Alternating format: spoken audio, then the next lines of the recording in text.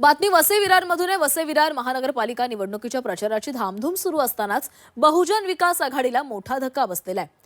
प्रभाग क्रमांक 58च्या महिला अध्यक्ष गायत्री वाकचौडे यांच्यासह शेकडो कार्यकर्त्यांनी माजी खासदार पूनम महाजन यांच्या उपस्थितीमध्ये भाजपमध्ये पक्षप्रवेश केला।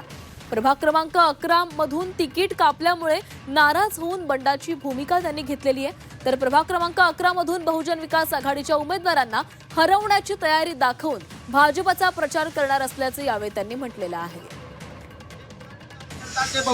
पूर्वी मी बहुजन विकास आघाडीची महिला अध्यक्ष होती वॉर्ड क्रमांक 58ची, पण शेवटच्या क्षणापर्यंत तिकीट देतो देतो देतो म्हणून मला 3 वाजेपर्यंत खोळंबत ठेवलं आणि त्यानंतर मला तिकीट नाकारलं।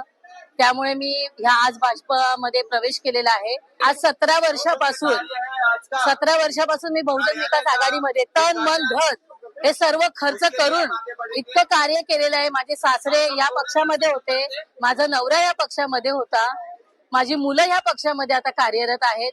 एवढं कार्य करून सुद्धा एवढे मोठे मोठे कार्यक्रम जे नगरसेवक घेत नाहीत एवढे मोठे कार्यक्रम मी स्वतः राबवलेले आहेत, स्वखर्चाने राबवलेले आहेत। कुठेही पक्षामध्ये मी कमी पडलेली नव्हती, पण तरी सुद्धा जर आज मला डावलण्यात आलेला आहे, माझ्याबरोबर जर हा घात करण्यात आलेला आहे, तर हे जनतेचे काय होणार।